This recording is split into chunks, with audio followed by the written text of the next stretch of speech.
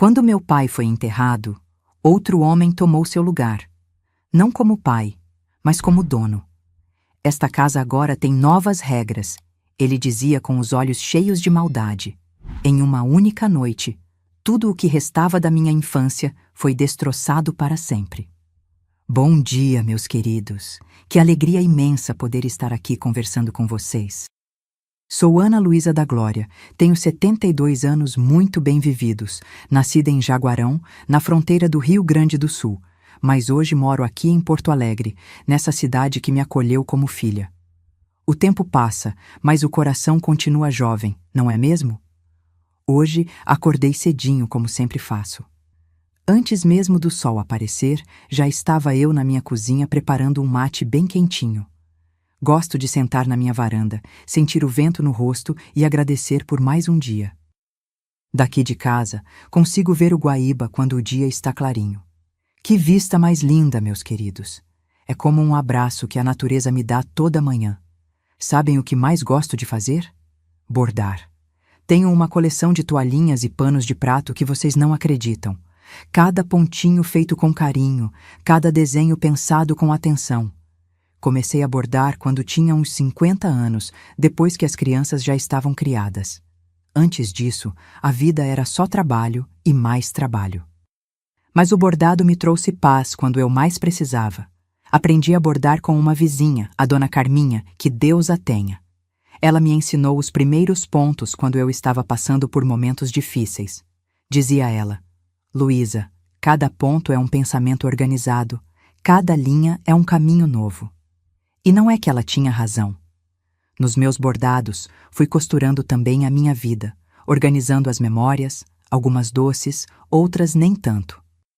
Hoje vivo nessa casinha simples, mas aconchegante, com meus 2 gatos, o Bigode e a Mimi, que são minha companhia diária. Meu filho Augusto mora aqui perto com a família dele e sempre vem me visitar nos domingos, trazendo meus netinhos, que são a luz dos meus olhos. Antes que eu me esqueça, se você está gostando dessa prosa, me faz um favorzinho. Clica ali no gostei e se inscreve no canal para não perder nenhuma das minhas histórias. Isso aquece o coração dessa vovó aqui.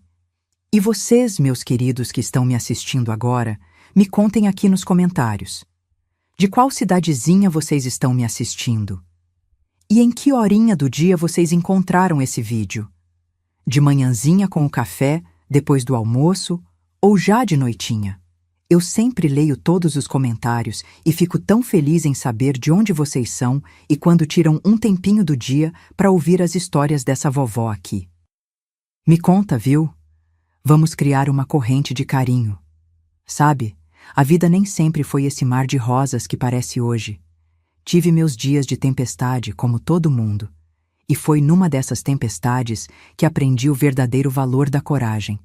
Vocês já ouviram dizer que às vezes precisamos enfrentar o lobo mau para descobrir a força que existe dentro de nós? Pois bem, minha história tem um lobo mau, mas também tem muita força e esperança. Às vezes, penso que precisei passar por tudo aquilo para me tornar quem sou hoje. Uma mulher que aprendeu a valorizar cada raio de sol depois de uma longa noite escura. Tudo começou quando eu era apenas uma menina, lá em Jaguarão, onde o vento minuano soprava forte e as histórias da fronteira embalavam meus sonhos de criança. Nasci em Jaguarão, terra de fronteira, onde o Brasil encontra o Uruguai num abraço de rios e campos.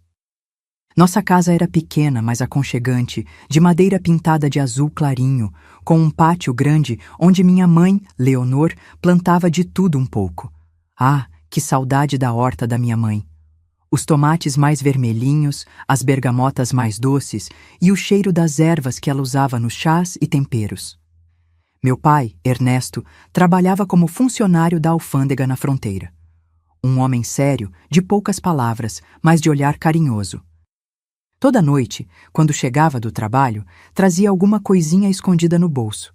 Um caramelo, uma fitinha colorida ou uma história nova que tinha ouvido durante o dia. Eu era filha única, o xodó da casa, como se dizia antigamente. Nossa rotina era simples, mas cheia de amor. Acordávamos com o cantar do galo que tínhamos no quintal, o sultão, um bicho imponente que achava que era dono de tudo. Minha mãe preparava o café da manhã com pão caseiro quentinho.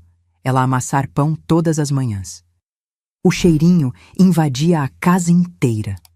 Depois, eu ia para a escola, a única que tinha na cidade, onde estudavam todas as crianças da região. Lembro como se fosse hoje da minha professora, Dona Iracema, uma senhora de cabelos branquinhos presos num coque, óculos na ponta do nariz e uma paciência de anjo. Foi ela quem me ensinou a ler e escrever, e dizia sempre que eu tinha um jeito especial com as palavras. Depois da escola, era hora de brincar. Eu e meus amigos, a Clarinha, o Tadeu e a Berenice, nos juntávamos no campinho perto da minha casa. A gente brincava de pega-pega, esconde-esconde, 5 Marias, e quando o sol começava a se pôr, era hora de voltar para casa.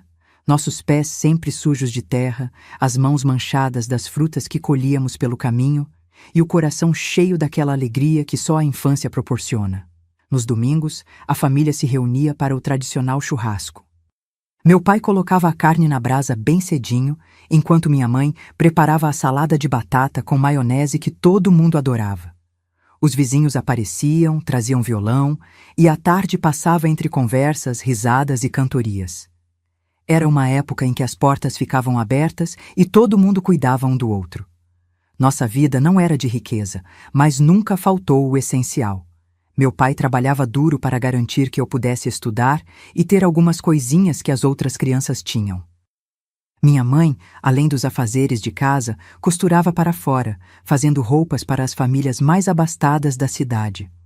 Lembro dela debruçada sobre aquela máquina Singer preta, cantarolando baixinho enquanto os tecidos se transformavam em vestidos, calças e camisas nas suas mãos habilidosas. O inverno em Jaguarão era rigoroso, com aquele minuano cortante que vinha dos pampas.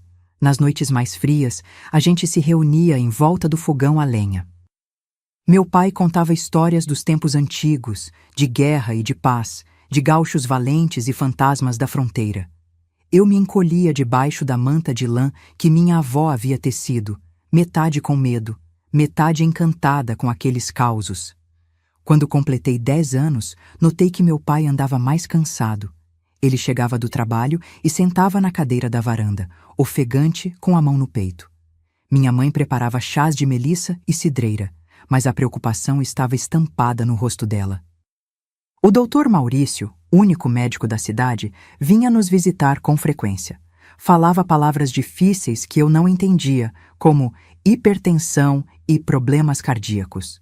Comecei a perceber sussurros entre os adultos quando achavam que eu não estava ouvindo. Minha mãe chorava escondida enquanto lavava a roupa. As visitas em casa aumentaram, mas já não tinham a mesma alegria de antes. Algo estava mudando, e eu, com minha inocência de criança, não conseguia entender exatamente o que era, mas sentia um aperto no peito toda vez que via meu pai se esforçar para sorrir quando me olhava. Foi numa manhã de outono, com as folhas das árvores caindo lentamente, que nossa vida virou de cabeça para baixo. Meu pai não conseguiu levantar da cama. Seus lábios estavam roxos e um lado do corpo parecia não responder. Minha mãe gritou por socorro e os vizinhos vieram correndo. Levaram meu pai às pressas para o pequeno hospital da cidade. Fiquei com a dona Zilda, nossa vizinha, que tentava me distrair com bolachinhas e histórias, mas eu sabia que algo terrível estava acontecendo. 3 dias depois, meu pai partiu deste mundo. O médico explicou que foi um AVC, consequência da pressão alta que ele lutava para controlar.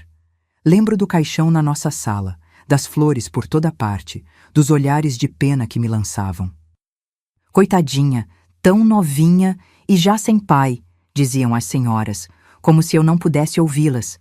Minha mãe, de preto, parecia ter envelhecido 10 anos em apenas 1 semana. Foi no enterro que vi meu avô Herculano pela primeira vez em anos. Era o pai do meu pai, um homem alto, de ombros largos e olhar severo. Ele morava em Pelotas e raramente nos visitava. Minha mãe sempre dizia que eles não se davam bem, que meu avô não havia aprovado o casamento deles porque achava que minha mãe não era de família. Naquele dia, ele apareceu vestido de preto, com um chapéu que não tirou nem dentro da igreja. Cumprimentou a todos com frieza, até mesmo a mim, sua única neta. Depois do enterro, quando voltamos para casa, meu avô não foi embora com os outros. Ficou sentado na sala, com uma mala ao lado, observando tudo com olhos críticos. Foi quando percebi que nossa vida estava prestes a mudar novamente, mas dessa vez não seria para melhor. O luto por meu pai, que já era doloroso, ganhou um novo peso com a presença daquele homem que, sem que eu soubesse, traria as sombras mais escuras para nossa casa. A chegada do meu avô Herculano mudou tudo em nossa casa. No início, minha mãe explicou que ele ficaria apenas por algumas semanas para nos ajudar a organizar as coisas após a partida do meu pai. Afinal, como funcionário da alfândega, meu pai deixou alguns benefícios, mas os papéis eram complicados e precisávamos de alguém que entendesse desses assuntos. Logo ficou claro que meu avô não tinha intenção de partir. Uma mulher e uma menina sozinhas não têm condições de se virar, ele disse certa noite, enquanto jantávamos em silêncio. Ernesto não teria aprovado isso. Como pai dele, é minha responsabilidade cuidar de vocês agora. Minha mãe, ainda imersa no luto, apenas assentiu com a cabeça. Naquela época, uma viúva com filha pequena enfrentava muitas dificuldades. As contas começavam a se acumular, e o dinheiro que meu pai deixou não duraria para sempre. A presença do meu avô, que recebia uma aposentadoria razoável, parecia uma solução, mesmo que temporária. As primeiras mudanças foram sutis. Meu avô rearranhou os móveis da sala, dizendo que assim ficava melhor. Depois, começou a decidir os horários das refeições. Na minha casa, sempre se jantou às 6 em ponto, dizia ele, embora aquela não fosse a casa dele. A máquina de costura da minha mãe, que antes ficava na sala onde ela atendia as clientes, foi movida para um cantinho escuro do quarto. Mulher decente não recebe estranhos em casa, ele declarou quando minha mãe protestou timidamente. Se quiser costurar, que seja para nós, não para os outros. Aos poucos, as visitas de amigas da minha mãe foram rareando. Meu avô não as recebia bem. Ficava por perto durante as conversas, com seu olhar reprovador. Inventava tarefas urgentes para minha mãe, interrompendo os breves momentos de descontração que ela tinha. Eu ainda ia à escola, mas agora tinha horários rígidos para voltar para casa. Nada de brincar com os amigos depois da aula. Menina na rua é assunto para faladoria, dizia meu avô, me esperando no portão da escola todos os dias, pontualmente. Uma tarde, cheguei em casa e encontrei minha mãe chorando na cozinha. Seus olhos estavam vermelhos e inchados, e ela rapidamente enxugou as lágrimas quando me viu. — O que foi, mãe? Perguntei, assustada. — Nada, filha. Só estou cansada, ela respondeu, forçando um sorriso.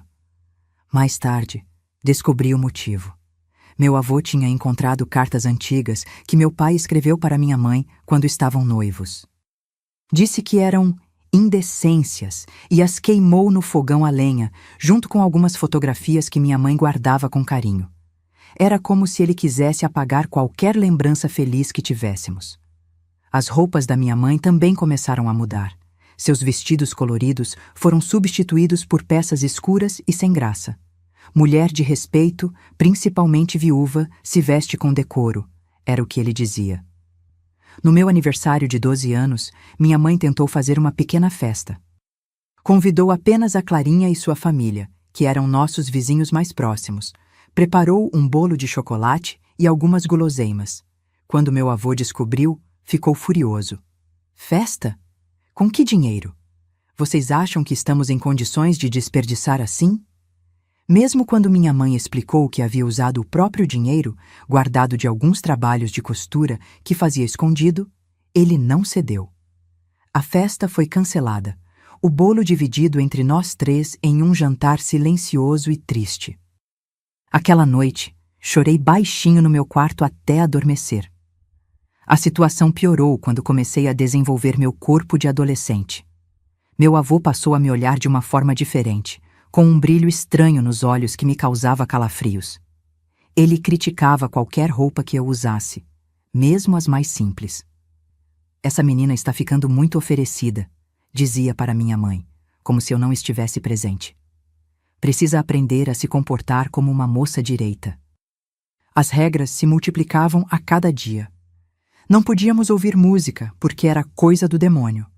A visita dominical à igreja tornou-se obrigatória, onde ficávamos na primeira fileira, sob o olhar atento do meu avô, que fazia questão de mostrar para toda a comunidade como estava cuidando bem da família do filho falecido.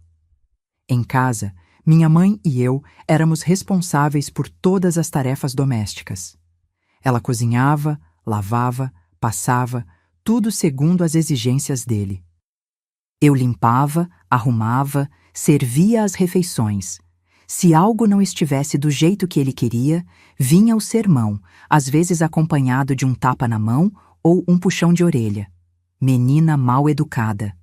Seu pai estaria envergonhado, ele dizia, embora eu soubesse, no fundo do meu coração, que meu pai nunca teria me tratado assim.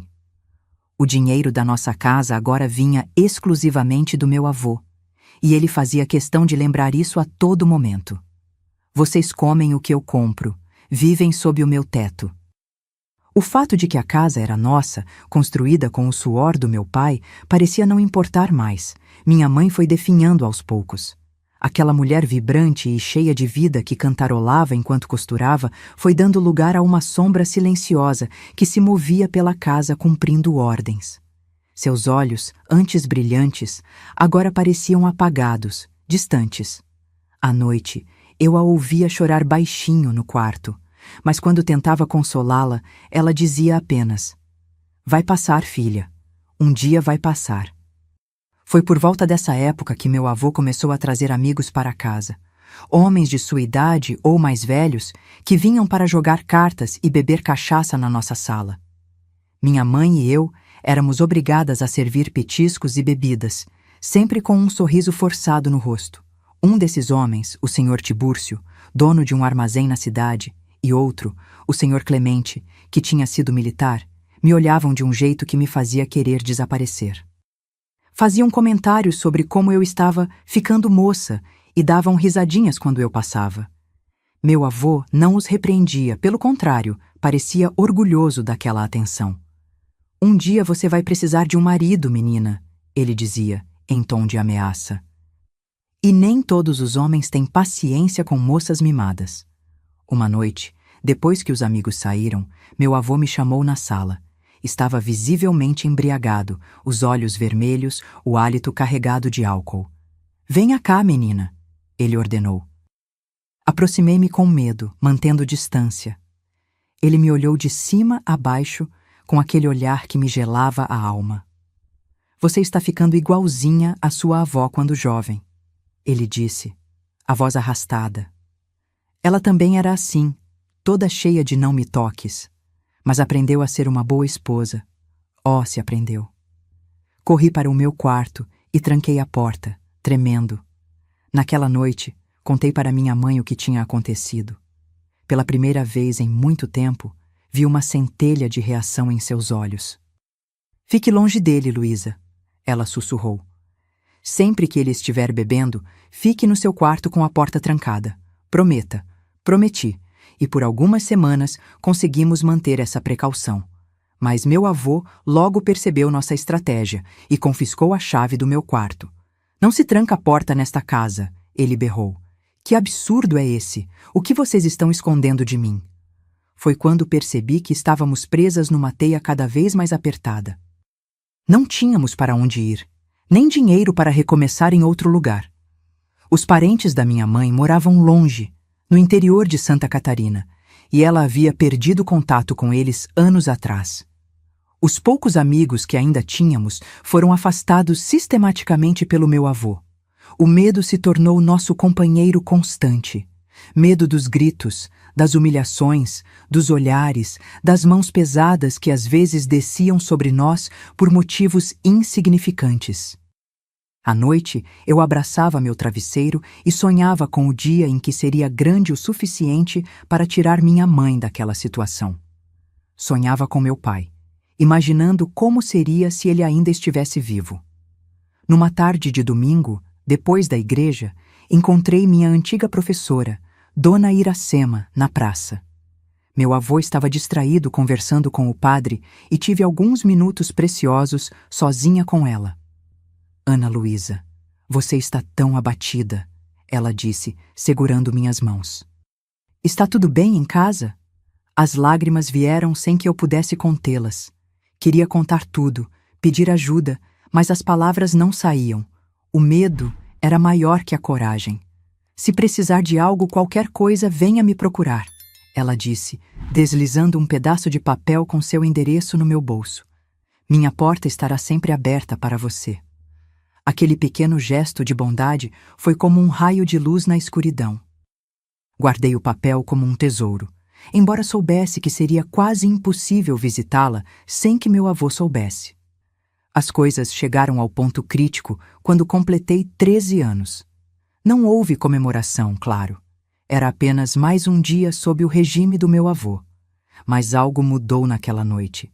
Ele chegou em casa mais tarde que o habitual, cambaleando, o cheiro de álcool ainda mais forte que o normal. E não estava sozinho. Tibúrcio e Clemente o acompanhavam, igualmente embriagados. "Onde estão as mulheres da casa?" Ouvi ele gritar da sala, enquanto minha mãe e eu nos encolhíamos na cozinha. Um arrepio percorreu minha espinha. Havia algo diferente em sua voz, algo ainda mais ameaçador que o habitual. Minha mãe me olhou com olhos arregalados de pânico.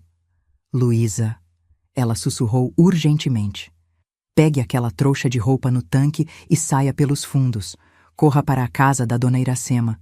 Não olhe para trás. Não pare por nada." "Mas e você, mãe?" perguntei, sentindo o coração disparar. "Eu vou distraí-los. Depois encontro você lá. Vá, filha. Pelo amor de Deus, vá agora." Naquele momento, entendi que o perigo que sempre pairou sobre nós estava prestes a se materializar de forma terrível. Com lágrimas nos olhos, abracei minha mãe rapidamente. "Leonor, Ana Luísa, venham aqui agora." A voz do meu avô trovejou pela casa. Não consegui fugir naquela noite. Quando tentei sair pela porta dos fundos, encontrei-a trancada com um cadeado novo que não estava ali antes. Meu avô, em sua desconfiança constante, havia bloqueado todas as possíveis rotas de escape. Voltei para a cozinha, tremendo, para encontrar minha mãe sendo arrastada pelo braço até a sala. Acharam que podiam me enganar? "Nesta casa, nada acontece sem que eu saiba."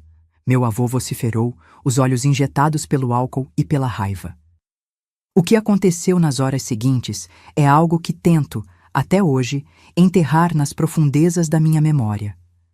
Os 3 homens, embriagados além da razão, transformaram nossa casa em um cenário de pesadelo. As luzes foram apagadas, restando apenas a fraca iluminação de um lampião. Sombras dançavam nas paredes, enquanto vozes masculinas riam e gritavam ordens. Minha mãe, em um último ato de proteção, tentou me esconder no armário da cozinha, implorando em sussurros para que eu não fizesse barulho, não importasse o que ouvisse. Mas eles me encontraram. E naquela noite, perdemos muito mais que nossa dignidade. Na manhã seguinte, a casa estava em silêncio sepulcral. Meu avô e seus amigos haviam saído ao amanhecer, como se nada tivesse acontecido. Encontrei minha mãe na cozinha, preparando o café mecanicamente, o rosto inchado de tanto chorar, marcas roxas nos braços.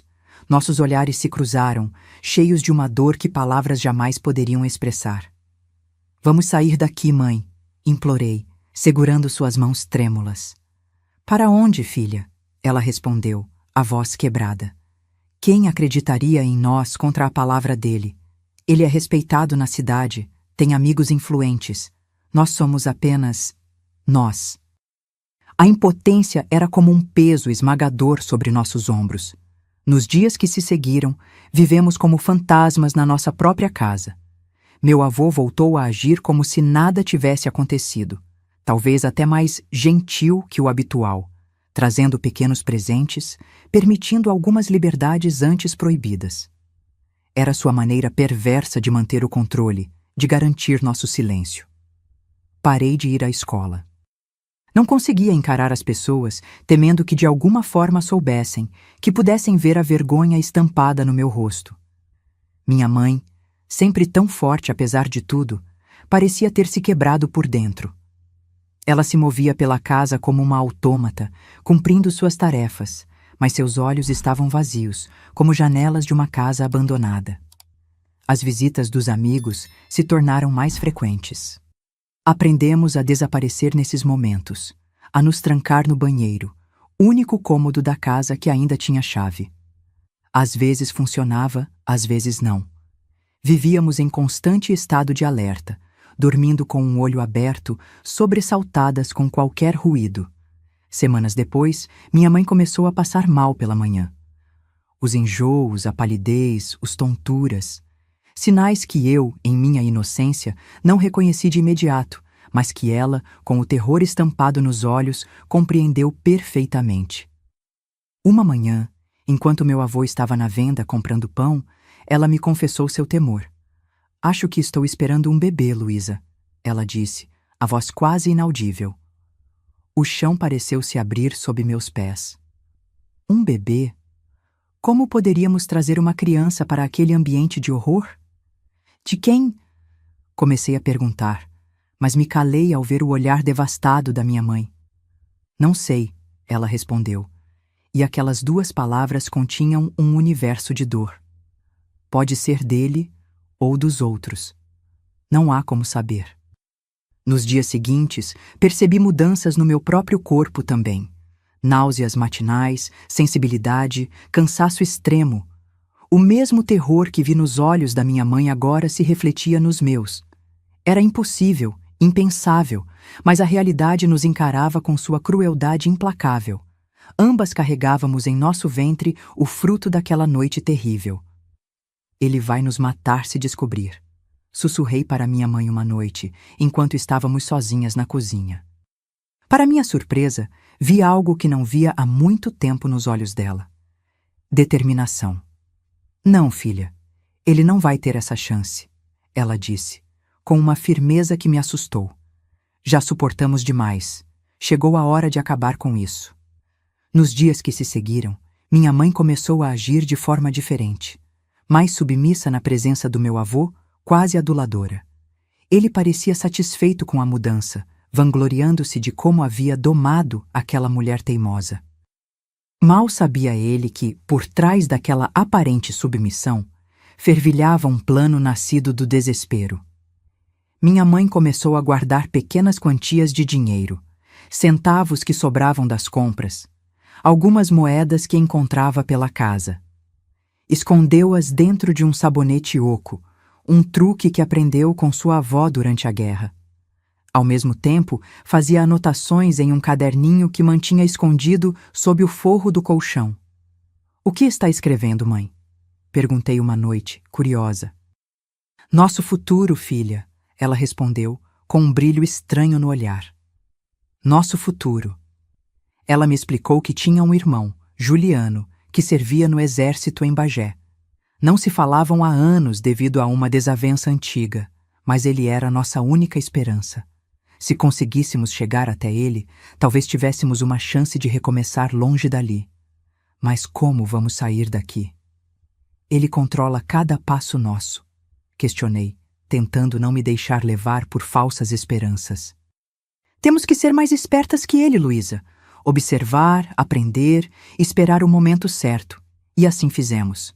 Passamos a estudar cuidadosamente os hábitos do meu avô. Quando bebia mais, quando saía, quem visitava, onde guardava as chaves. Cada detalhe era importante para nosso plano de fuga. Descobrimos que ele guardava uma pequena fortuna dentro de um livro falso na estante da sala. Dinheiro que, pelo direito, era parcialmente nosso, fruto da pensão que meu pai havia deixado e que meu avô interceptava. Minha mãe decidiu que, quando fugíssemos, levaríamos apenas o suficiente para a viagem até Bagé, não por ganância, mas por necessidade desesperada. O tempo, no entanto, estava contra nós. Nossos corpos mudavam a cada dia e logo seria impossível esconder nossa condição. O comportamento do meu avô também se tornava cada vez mais errático. Alternava momentos de aparente bondade com explosões de fúria sem motivo aparente. Numa dessas noites de fúria, após descobrir que alguns trocados estavam faltando no pote onde guardava moedas, ele revirou a casa inteira em busca do ladrão. Por milagre, não encontrou nosso esconderijo no sabonete, mas o clima ficou ainda mais tenso. Se eu descobrir que vocês estão me roubando, vão se arrepender de ter nascido. Ele ameaçou, apontando o dedo trêmulo para nós duas. Foi nessa noite que minha mãe teve uma ideia diferente. Seu olhar mudou e percebi que o plano havia se transformado em algo mais definitivo, mais arriscado. Não podemos esperar mais, Luísa, ela disse quando estávamos sozinhas. Não podemos simplesmente fugir. Ele nos encontraria e então... Ela não precisou completar a frase. Ambas sabíamos que ele seria implacável.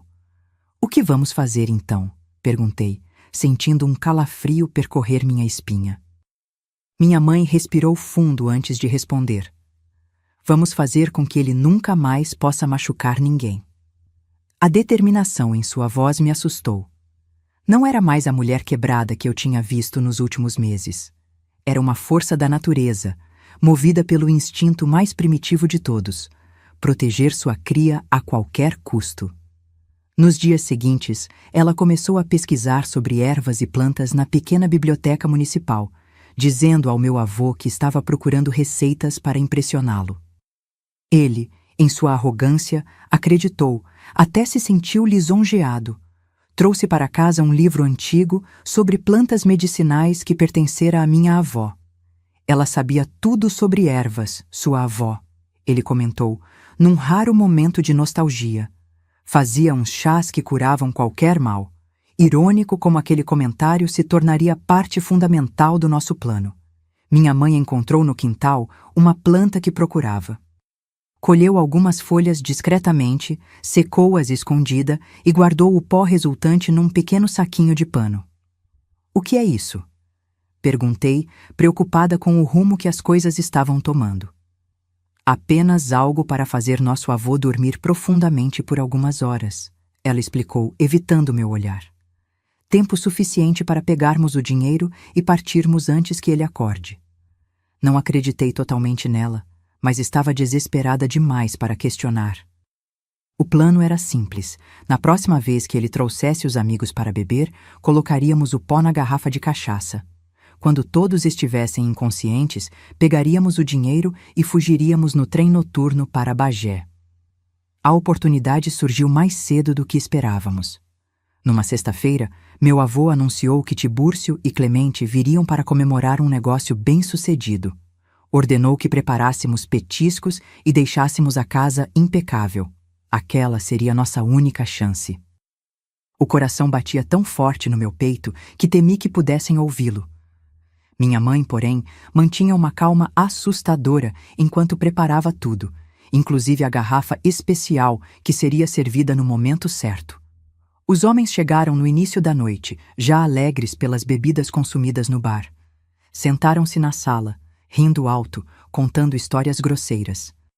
Servimos os petiscos como ordenado, evitando olhar diretamente para eles, principalmente para os dois amigos, cujas mãos tentavam nos tocar quando passávamos.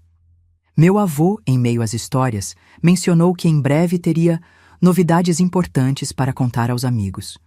O olhar que lançou para nós fez meu sangue gelar. De alguma forma, ele sabia ou suspeitava da nossa condição. Não havia mais tempo a perder. Quando pediu a garrafa especial que guardava para ocasiões como aquela, minha mãe trouxe a que havíamos preparado. Serviu generosamente os 3 copos e observou com um sorriso forçado enquanto bebiam entusiasticamente. O efeito foi mais rápido do que esperávamos. Em menos de meia hora, os 3 homens estavam completamente inconscientes, roncando pesadamente na sala. Rápido, Luísa, minha mãe sussurrou. Pegue apenas o essencial. Temos pouco tempo. Corremos para arrumar uma pequena trouxa cada uma. Roupas básicas, o dinheiro escondido no livro falso, uma foto do meu pai que minha mãe havia conseguido salvar da queima. Quando estávamos prestes a sair pela porta, minha mãe parou, olhando fixamente para os 3 homens caídos na sala. Espere aqui, ela disse, com uma voz que não reconheci. Tenho algo a fazer antes. Observei paralisada enquanto ela ia até o galpão nos fundos e voltava com uma corda grossa. Por um momento terrível, pensei que ela pretendia fazer algo irreparável. Mãe, comecei, aterrorizada. Não se preocupe. Ela me tranquilizou, percebendo meu pânico. Não vou fazer o que você está pensando, mas precisamos garantir que não nos sigam imediatamente. Com uma habilidade que me surpreendeu, ela amarrou os 3 homens juntos, usando nós complexos que aprendeu com meu pai, que era aficionado por navegação. Depois, rasgou tiras de lençóis e amordaçou cada um deles. Isso não os machucará, mas dará tempo suficiente para estarmos longe quando acordarem, ela explicou. Agora vamos, o trem parte em 1 hora. Estávamos prestes a sair quando ela parou novamente, como se tivesse tido uma revelação. Não, Luísa, ainda não é suficiente, murmurou, mais para si mesma que para mim. Eles virão atrás de nós. Conhecem pessoas em toda parte. Precisamos de algo mais, definitivo. Foi então que ela teve a ideia que mudaria tudo. Uma ideia nascida do desespero, do medo e de um instinto feroz de proteção. Eles precisam entender que nunca mais devem nos procurar. Precisam de uma lição que jamais esquecerão. E assim começou o capítulo mais sombrio da nossa fuga, aquele que nenhuma de nós imaginava quando tudo começou. Vamos levá-los ao cemitério, minha mãe disse com uma voz tão calma que me assustou ainda mais que sua sugestão. Ao cemitério? Por quê? Perguntei, confusa e aterrorizada. Porque é lá que estão enterrados os que eles deveriam respeitar. Seu pai e sua avó. Eles precisam encarar o que fizeram. Meu coração disparou. O cemitério ficava na parte mais afastada da cidade, um lugar sombrio mesmo durante o dia, cercado por um muro alto de pedras antigas. À noite, ninguém se atrevia a passar perto dali. Como vamos levar 3 homens até lá? Questionei, pensando na impossibilidade prática da ideia. Minha mãe já tinha tudo planejado. Na parte de trás da casa havia um carrinho de mão que meu pai usava para transportar materiais. Era velho, mas resistente. Levaremos um de cada vez, começando pelo seu avô. O plano era audacioso, perigoso e aparentemente impossível. Mas o desespero nos deu forças que não sabíamos possuir. Com esforço sobre-humano, conseguimos arrastar meu avô, ainda inconsciente, até o carrinho. Cobrimos seu corpo com sacos de estopa e, na escuridão da noite, seguimos pela estrada de terra que levava ao cemitério. O caminho parecia interminável. Cada ruído nos sobressaltava, cada sombra parecia um perigo iminente. Mas continuamos, movidas por uma determinação nascida do mais profundo medo e da mais pura necessidade de sobrevivência. Quando finalmente chegamos aos portões enferrujados do cemitério, minha mãe tirou do bolso uma chave antiga. O coveiro deve uma dívida de gratidão ao seu pai, ela explicou. Ele me deu esta chave há muito tempo, caso precisássemos visitar o túmulo fora do horário normal. Nunca pensei que a usaríamos para isso. O cemitério estava mergulhado em sombras, apenas parcialmente iluminado pela lua crescente. Túmulos se erguiam como sentinelas silenciosas enquanto avançávamos por entre as lápides. Minha mãe sabia exatamente para onde ir. O canto mais afastado, onde ficavam os túmulos da nossa família. Lado a lado, como guardiões eternos, estavam as sepulturas do meu pai, Ernesto, e da minha avó, Matilde, que nunca cheguei a conhecer. Meu avô havia mandado construir um túmulo elaborado para o filho, não por amor, mas por ostentação, para que todos vissem como era generoso e devoto à família. Ajude-me a tirá-lo do carrinho, pediu minha mãe. Com dificuldade, arrastamos o corpo inerte do meu avô até colocá-lo entre os 2 túmulos. Foi então que notei as ferramentas, uma pá e uma enxada, escondidas atrás da sepultura do meu pai. Você planejou isso? Perguntei, sentindo um calafrio. Planejei nossa sobrevivência, Luísa, ela respondeu com aquela mesma calma assustadora. Agora cave. Começamos a abrir um buraco raso no chão, entre os 2 túmulos. O trabalho era árduo, e minhas mãos delicadas logo estavam cheias de bolhas, mas não parei. Cada vez que pensava em desistir, lembrava do terror das últimas semanas, do que carregava no ventre, e encontrava forças para continuar. Quando o buraco tinha cerca de 1 metro de profundidade, minha mãe disse que era suficiente. Com esforço conjunto, colocamos meu avô na cova, posicionando-o de forma que ficasse sentado, com a cabeça para fora. Não queremos matá-lo, ela explicou, enquanto jogávamos terra ao redor do corpo, firmando-o naquela posição grotesca. Queremos que ele enfrente seus pecados. Quando terminamos, apenas a cabeça do meu avô estava visível, como se emergisse da própria terra. Ele ainda respirava, o efeito das ervas mantendo-o em sono profundo por mais algumas horas. E quanto aos outros 2? Perguntei, exausta pelo esforço físico e pela tensão emocional. Não temos tempo, minha mãe respondeu, olhando para o céu que começava a clarear levemente no horizonte. Eles ficarão amarrados na casa. Quando acordarem e se libertarem, provavelmente virão procurar seu amigo aqui. Até lá, estaremos longe. Havia mais uma coisa a fazer. Minha mãe tirou do bolso um pedaço de papel e um lápis. Escreveu algo com letra trêmula e o fixou na terra, em frente ao rosto do meu avô, apoiado em uma pequena cruz improvisada com galhos. O que escreveu? Perguntei. Você acha que sua esposa e seu filho sentiriam orgulho de quem você se tornou? Olhei para aquele homem enterrado até o pescoço, para o bilhete acusatório, e senti uma mistura confusa de emoções. Medo, alívio, culpa, satisfação. Era errado o que fazíamos? Talvez. Mas parecia ser a única saída possível naquele momento de desespero extremo. Vamos, Luísa, minha mãe disse, pegando minha mão. Temos um trem para pegar. No caminho de volta, passamos rapidamente em casa para pegar nossas trouxas e o dinheiro. Os 2 homens ainda estavam inconscientes na sala, amarrados e amordaçados. Minha mãe deixou a porta da frente destrancada. Alguém os encontrará pela manhã, ela disse. Ou eles conseguirão se soltar. Seja como for, não estaremos aqui para ver. Mas caminhamos apressadamente até a estação, misturando-nos às poucas pessoas que esperavam o trem da madrugada.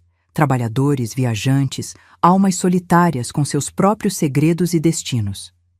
Ninguém prestou atenção em nós, 2 mulheres com pequenas trouxas, rostos parcialmente escondidos por xales. O trem chegou pontualmente, soltando vapor e fazendo a plataforma tremer sob nossos pés. Embarcamos no último vagão, escolhendo um canto escuro e afastado. Quando o apito soou e as rodas começaram a se mover, senti um peso enorme sendo arrancado dos meus ombros. Para onde estamos indo realmente, mãe? Perguntei em um sussurro. Para Bagé, como planejamos. Meu irmão Juliano vai nos ajudar. Tem certeza de que ele nos receberá? Vocês não se falam há anos. Minha mãe apertou minha mão com força.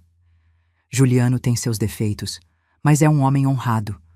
Quando souber o que aconteceu... Bem, ele tem um código de honra muito forte. E além disso, ela hesitou, pousando a mão livre sobre o ventre. Estamos levando sangue do sangue dele. Família é sagrada para os militares como ele. O trem ganhava velocidade, afastando-se de Jaguarão, da casa que foi nosso lar e nossa prisão, do cemitério onde deixamos meu avô enterrado até o pescoço, enfrentando seus pecados sob o olhar silencioso dos mortos.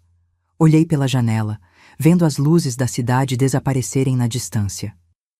Seria a última vez que veria aquele lugar? O que nos aguardava em Bagé?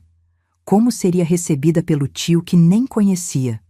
E o mais importante, o que faríamos com as crianças que cresciam em nossos ventres? Perguntas sem respostas imediatas rodopiavam em minha mente enquanto o ritmo constante dos trilhos embalava nossa fuga desesperada. Mãe! Disse finalmente, quebrando o silêncio que havia se instalado entre nós. E se ele vier atrás de nós? E se... Ele não virá, ela me interrompeu com uma certeza inabalável na voz. Homens como seu avô vivem de aparências. Quando for encontrado naquela situação humilhante, sua reputação estará destruída. Todo o respeito que conquistou na cidade se transformará em risos e escárnio. Ele nunca admitirá o que realmente aconteceu, e muito menos virá atrás de nós, expondo-se ainda mais. Ela fez uma pausa antes de continuar, seu olhar perdido na escuridão além da janela. E mesmo que quisesse nos encontrar, Juliano não permitiria. Meu irmão pode ter seus defeitos, mas ninguém mexe com a família dele. Ninguém. Quis acreditar nela. Precisava acreditar. Apoiei a cabeça em seu ombro, exausta física e emocionalmente, e fechei os olhos. O balanço rítmico do trem foi me embalando até que finalmente caí num sono profundo. O primeiro sono tranquilo em muito, muito tempo. Sonhei com meu pai naquela noite. Ele estava em pé à beira de um rio, sorrindo para mim como nos velhos tempos.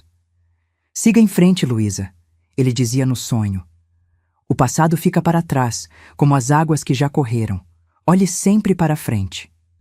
Acordei com os primeiros raios de sol entrando pela janela do trem. Minha mãe também dormia, o rosto finalmente relaxado, livre das tensões constantes dos últimos meses. Observei-a por um momento, notando como, mesmo em meio a tanto sofrimento, ela havia encontrado força para nos proteger, para nos tirar daquele inferno. O trem começava a diminuir a velocidade. Estávamos chegando a uma estação intermediária. Através da janela, vi o nome da cidade, Pinheiro Machado. Ainda faltavam algumas horas até Bagé. Um vendedor de jornais passou pelo corredor, anunciando as manchetes do dia. Nada sobre um homem encontrado enterrado até o pescoço no cemitério de Jaguarão. Era cedo demais para que a notícia tivesse chegado aos jornais, ou talvez o incidente fosse considerado pequeno demais para os grandes veículos. Mas em uma cidade pequena como Jaguarão, sabia que os rumores correriam mais rápido que qualquer jornal. Imaginei a cena. Alguém, talvez o coveiro ao fazer sua ronda matinal, encontrando meu avô naquela situação humilhante. O burburinho que se espalharia, as risadas escondidas atrás das mãos, os olhares de lado. Para um homem como ele, que vivia de sua imagem de respeitabilidade, seria uma punição pior que qualquer outra. Bom dia, minha mãe murmurou, despertando lentamente. Onde estamos? Acabamos de passar por Pinheiro Machado, respondi. Logo chegaremos a Bagé. Ela assentiu, ajeitando-se no assento. Seu olhar estava diferente. Havia uma determinação, uma força renovada que não via desde antes da morte do meu pai. Quando chegarmos, ela disse em voz baixa, vamos diretamente para o quartel. É onde Juliano trabalha, será mais fácil encontrá-lo lá. E se ele não quiser nos ajudar? Perguntei, expressando o medo que ainda persistia. Então seguiremos em frente, ela respondeu simplesmente. Sempre há um caminho, Luísa. Sempre. Naquele momento, olhando para minha mãe, entendi que havíamos cruzado um ponto sem retorno. O que fizemos na noite anterior, por desespero, por sobrevivência, havia nos transformado. Não éramos mais vítimas passivas, mas mulheres que tomaram o destino nas próprias mãos, não importa quão escura fosse a estrada escolhida. As horas seguintes no trem foram passadas em silêncio contemplativo. Cada quilômetro que o trem avançava nos afastava do pesadelo e nos aproximava de um futuro incerto, mas nosso. Um futuro que, pela primeira vez em muito tempo, continha uma pequena semente de esperança. O trem chegou a Bagé no início da tarde. A cidade era muito diferente de Jaguarão, maior, mais movimentada, com ares de progresso.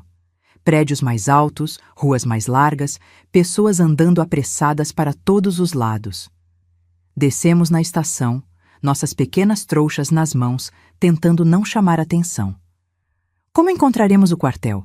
Perguntei, intimidada pelo tamanho da cidade. Vamos perguntar, respondeu minha mãe com uma serenidade que me surpreendeu. Um senhor que vendia pastéis numa barraquinha nos indicou o caminho. O quartel do 3º Regimento de Cavalaria Mecanizado? É longe daqui, minhas senhoras. Melhor pegar o bonde que passa ali na praça. Seguimos seu conselho e embarcamos no bonde sacolejante, observando a cidade passar pela janela. Bagé era conhecida como a Rainha da Fronteira, uma cidade importante na região dos Pampas. As pessoas pareciam diferentes também. Havia militares por toda parte, famílias elegantes passeando nas praças, um ritmo de vida que contrastava com a pacata Jaguarão. O quartel era um complexo imponente de prédios brancos cercados por muros altos. Na entrada principal, 2 soldados montavam guarda. Minha mãe respirou fundo, ajeitou o xale e caminhou decidida em direção a eles. Seguia, tentando esconder o nervosismo. "Boa tarde, senhores", ela cumprimentou.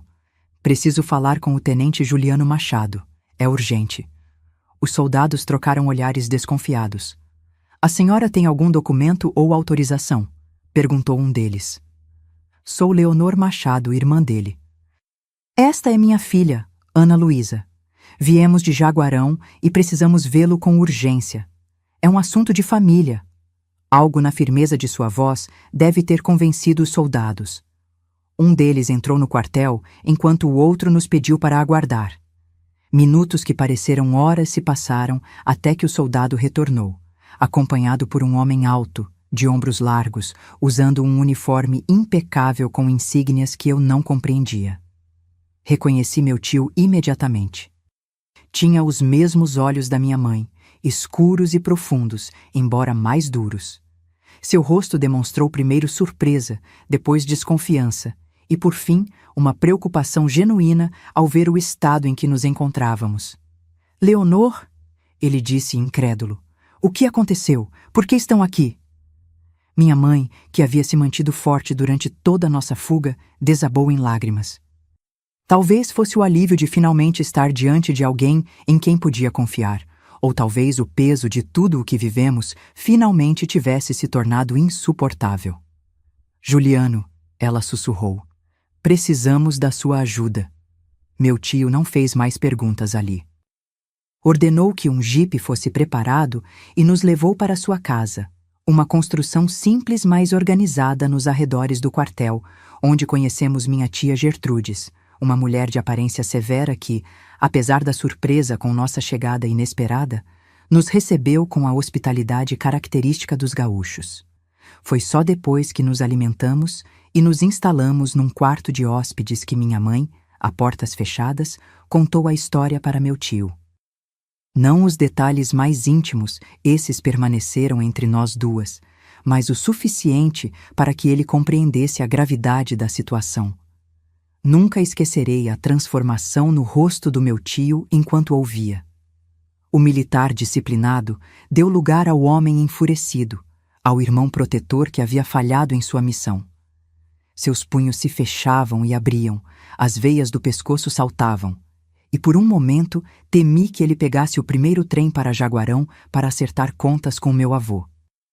"Por que não me procurou antes, Leonor?" ele perguntou, a voz embargada por emoção contida. "Você sabe por quê?" minha mãe respondeu simplesmente. "Desde que me casei com Ernesto contra sua vontade?" "Isso não importa mais", ele a interrompeu. "Nada disso importa agora. Vocês estão seguras aqui? Eu prometo." Foi então que minha mãe revelou o que ambas carregávamos, a consequência mais dolorosa dos abusos sofridos. Meu tio empalideceu, mas não demonstrou repulsa ou julgamento, apenas uma determinação ainda maior de nos proteger. "Ninguém vai saber disso", ele garantiu. "Inventaremos uma história. Diremos que Leonor é viúva recente e veio morar com o irmão militar. Ana Luísa é jovem demais para estar nessa situação, mas daremos um jeito. Conheço pessoas, médicos discretos que podem ajudar." Nos dias que se seguiram, percebi que meu tio tinha uma influência considerável na cidade. Graças à sua posição no exército e ao respeito que conquistou, portas se abriram para nós. Em menos de uma semana, minha mãe conseguiu um trabalho como costureira na casa de um coronel importante, cuja esposa ficou encantada com sua habilidade. Quanto a mim, após algumas semanas de recuperação, fui matriculada em uma escola mantida por freiras. A história oficial era que eu havia ficado muito doente em Jaguarão e precisava de ares novos para me recuperar. Ninguém questionou. O mais importante, porém, foi a ajuda médica que recebemos. Dr. Feliciano, um médico idoso e respeitado, amigo pessoal do meu tio, cuidou de nós com discrição e compaixão. Devido à minha idade e às circunstâncias, a decisão foi tomada. Eu não poderia levar adiante aquela gravidez. O procedimento foi realizado em segredo, na casa do próprio médico, com todo o cuidado possível naquela época. Minha mãe, sendo adulta, teve escolha. Depois de muita reflexão e conversas com o padre Anselmo, um homem progressista para sua época e grande confidente do meu tio, ela decidiu continuar com a gravidez. Não importa como foi concebido, ela me disse uma noite. Esta criança não tem culpa. E talvez seja uma forma de recomeçar, de encontrar amor onde só houve dor. Meses depois, nasceu minha irmã Cecília, uma menina saudável e linda que trouxe luz novamente aos olhos da minha mãe. Meu tio a registrou como filha de minha mãe com meu falecido pai, manipulando datas e documentos graças à sua influência. Para todos os efeitos, Cecília era apenas a filha caçula da viúva Leonor, nascida poucos meses após a morte do pai. Enquanto isso, em Jaguarão, as coisas seguiram um curso que só soubemos muito tempo depois. Meu avô foi encontrado na manhã seguinte à nossa fuga, ainda enterrado até o pescoço no cemitério. Foram os próprios amigos, Tibúrcio e Clemente, que o encontraram, após conseguirem se libertar das cordas. O escândalo foi imenso, mas a versão oficial que circulou foi que bandidos desconhecidos haviam atacado os 3 homens durante uma bebedeira. Meu avô, humilhado e furioso, jurou encontrar os culpados. Contratou até mesmo um investigador de Pelotas para nos rastrear. Mas meu tio, prevendo isso, havia tomado precauções.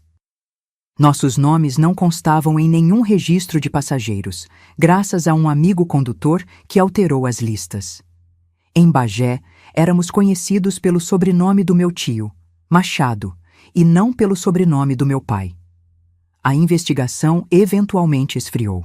Sem pistas concretas e com sua reputação em frangalhos, meu avô acabou deixando Jaguarão alguns meses depois. Soubemos que se mudou para o interior de Santa Catarina, onde tinha alguns parentes distantes. Nunca mais ouvimos falar dele diretamente, e isso foi um alívio.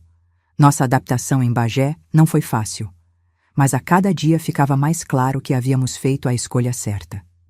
Minha mãe floresceu novamente longe das sombras do passado. Seu talento com a costura logo a tornou requisitada entre as famílias importantes da cidade. Com o tempo, conseguiu abrir seu próprio ateliê, um sonho que meu avô havia destruído em Jaguarão. Quanto a mim, a vida seguiu um curso inesperado. As freiras descobriram que eu tinha facilidade com os estudos e me incentivaram a continuar. Meu tio, apesar de sua aparência rude, valorizava enormemente a educação e concordou em investir na minha formação. Aos 17 anos, fui aceita na Escola Normal de Bagé, onde me formaria professora alguns anos depois. Foi na Escola Normal que conheci Felisberto, um jovem professor de matemática recém-chegado de Porto Alegre. Alto, de óculos redondos e sorriso gentil, ele era diferente de qualquer homem que eu havia conhecido. Paciente, respeitoso, amante dos livros e da música, Felisberto me cortejou com poemas e longas conversas sobre literatura e filosofia. No início, tinha medo de qualquer aproximação masculina.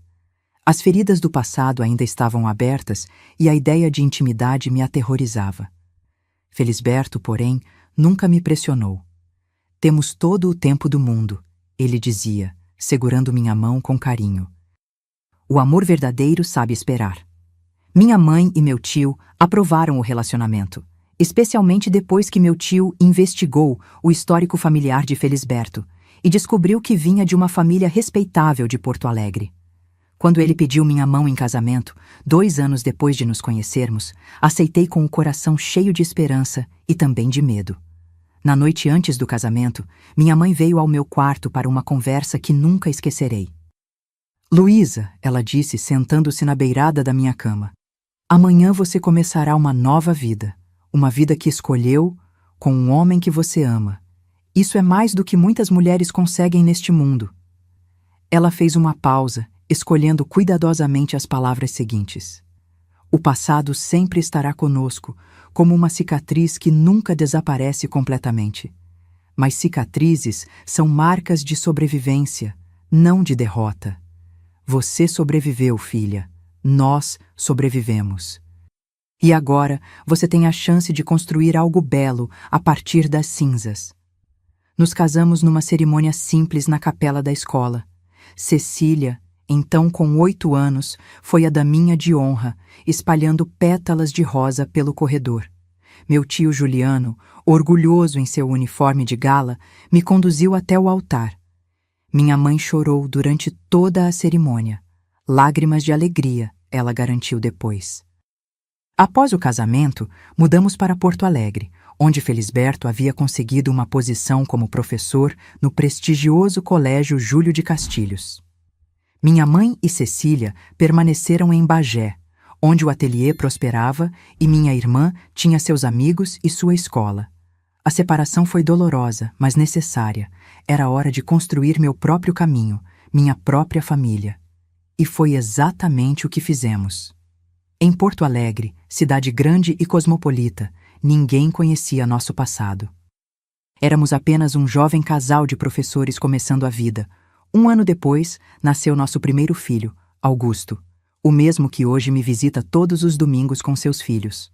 Quando o segurei nos braços pela primeira vez, prometi silenciosamente que ele nunca conheceria o tipo de dor que marcou minha infância.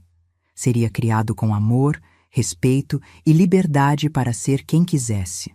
E assim foi. Nossa família cresceu com a chegada de Helena, 3 anos depois.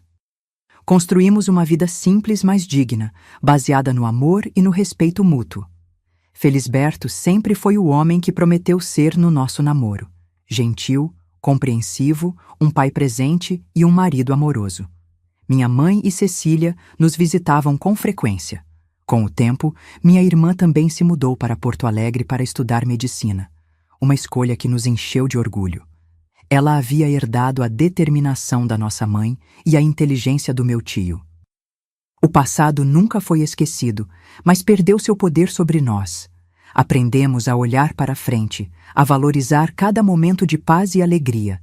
E assim, dia após dia, ano após ano, construímos uma vida que antes parecia impossível. Quando olho para trás, para aquela noite desesperada no cemitério de Jaguarão, ainda sinto um arrepio. Foi um ato nascido do mais puro instinto de sobrevivência, a única saída que enxergamos naquele momento de escuridão. Não me orgulho do que fizemos, mas também não me arrependo, porque foi graças àquela decisão desesperada que estou aqui hoje, contando esta história, cercada pelos frutos de uma vida que consegui reconstruir das cinzas. Quem me vê hoje, aos 72 anos, sentada tranquilamente na minha varanda em Porto Alegre, bordando e tomando mate enquanto observo o Guaíba, jamais imaginaria a história que carrego. O tempo, esse grande mestre, tem o poder de suavizar as arestas mais ásperas da vida, transformando até mesmo as memórias mais dolorosas em lições de força e resiliência.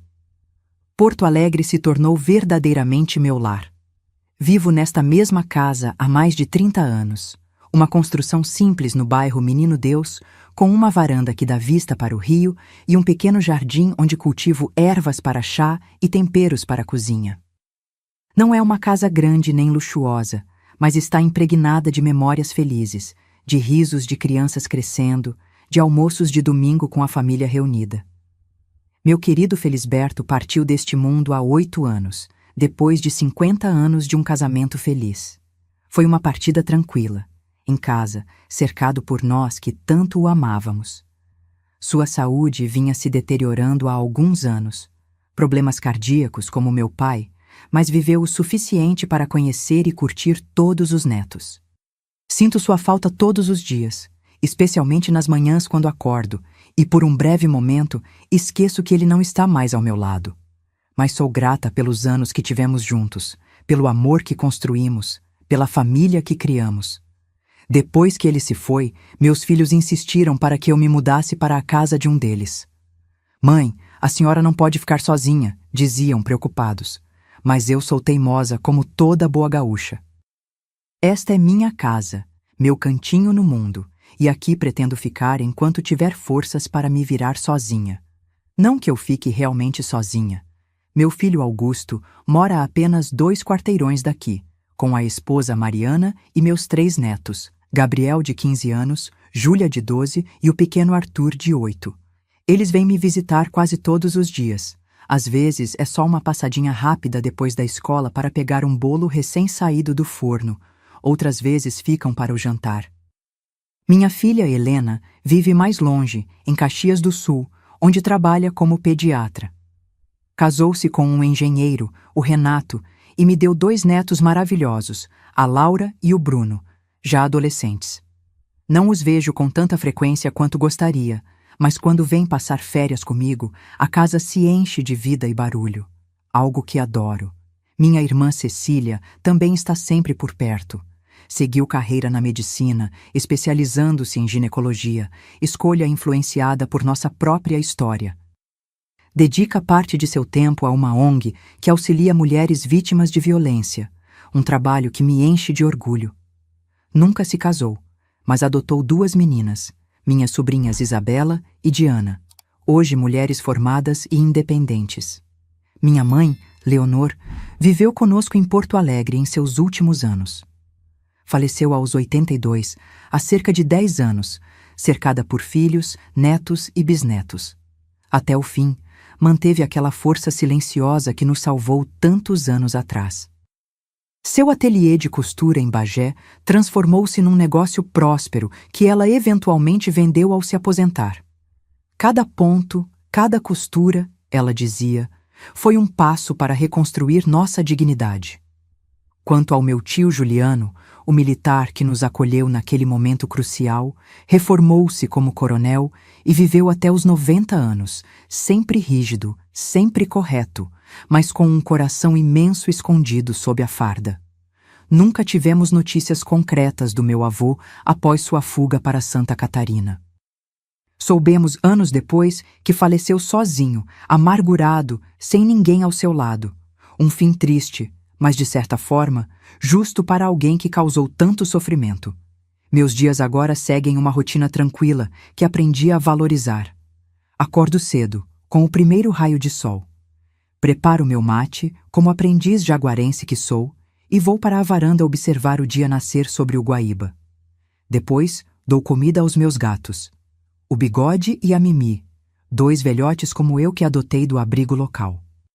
As manhãs geralmente são dedicadas ao bordado. Comecei tarde nessa arte, mas hoje minhas mãos criam flores, pássaros e paisagens que parecem ganhar vida no tecido. Faço toalhas, panos de prato, almofadas, algumas para uso próprio, outras para presentear e algumas vendo na feirinha de artesanato que acontece no bairro aos sábados.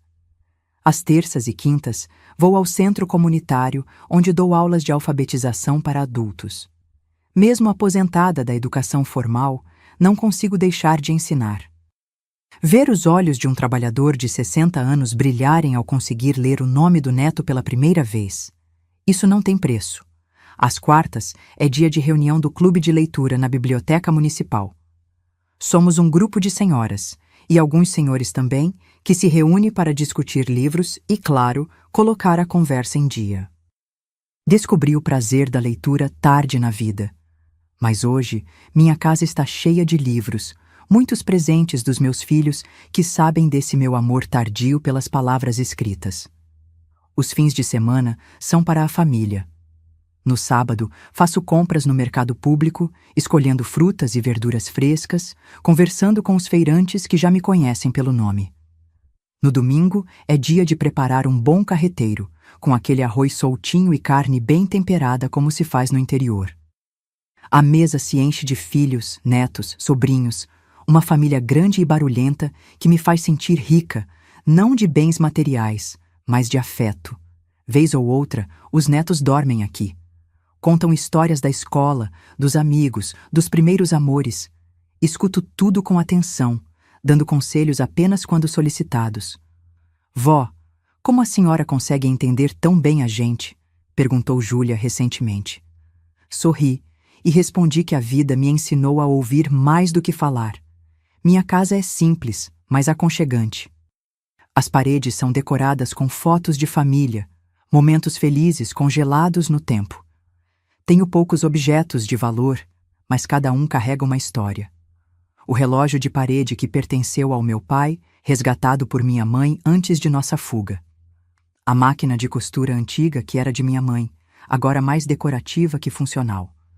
O violão que Felisberto tocava nas noites de verão, agora silencioso, mas cheio de memórias. Não sou rica em termos financeiros. A aposentadoria de professora não é das mais generosas, e a de Felisberto, que complementava nossa renda, diminuiu consideravelmente após sua partida. Mas tenho o suficiente para viver com dignidade e ainda ajudar quando algum dos filhos ou netos precisa. A vida me ensinou que a verdadeira riqueza está nas relações que construímos, nos momentos de paz que conseguimos criar, no conforto de uma xícara de chá quente em uma tarde fria, na risada espontânea de uma criança, no abraço sincero de um amigo. Quando olho para trás, para o caminho que percorri desde aquela menina assustada que fugiu de Jaguarão numa noite desesperada, até a mulher que sou hoje, avó, mãe, professora, bordadeira, sinto um misto de espanto e gratidão. Espanto por ter sobrevivido a tudo, por ter encontrado forças onde achei que não existiam. Gratidão por cada pessoa que apareceu no momento certo para estender a mão, por cada oportunidade de recomeçar, por cada abraço que me lembrou que eu merecia ser amada. Carrego cicatrizes, sem dúvida. Há noites em que ainda acordo sobressaltada, com o coração disparado, fragmentos de pesadelo se dissipando na escuridão. Há certos barulhos, certos cheiros, certas situações que ainda disparam alarmes internos, reflexos de um tempo que ficou para trás, mas nunca desapareceu completamente. Mas aprendi a conviver com essas cicatrizes, a entendê-las como parte da minha história, não como definidoras do meu presente ou futuro. Como diz aquele velho ditado gaúcho, não importa quantas vezes o cavalo te derruba, o que importa é quantas vezes tu monta de novo. E eu montei de novo. Muitas vezes. Continuarei montando enquanto tiver forças, porque a vida, meus queridos, é esse dom precioso que recebemos e que merece ser vivido em sua plenitude, apesar das quedas, apesar das dores, apesar das noites escuras que às vezes parecem não ter fim. Meus queridos que me acompanharam até aqui, compartilhando comigo memórias doces e amargas, quero deixar com vocês algumas palavras que nasceram não dos livros, não das teorias, mas da vida vivida em suas muitas cores e texturas. Aprendi que a idade não define nossa força, mas sim nossa capacidade de recomeçar cada dia. Quando olho para minhas mãos hoje, enrugadas e marcadas pelo tempo, vejo nelas não apenas os sinais da velhice, mas os instrumentos que me permitiram reconstruir minha vida, tijolo por tijolo, ponto por ponto. Se você está passando por momentos difíceis, se a escuridão parece não ter fim, segure-se nesta verdade que descobri nos momentos mais sombrios. Mesmo na noite mais escura, existe uma estrela brilhando em algum lugar. Às vezes não conseguimos vê-la de imediato, mas ela está lá, esperando que nossos olhos se acostumem com a escuridão para finalmente revelá-la. Minhas rugas são mapas de sobrevivência, cada uma conta uma história de dor superada.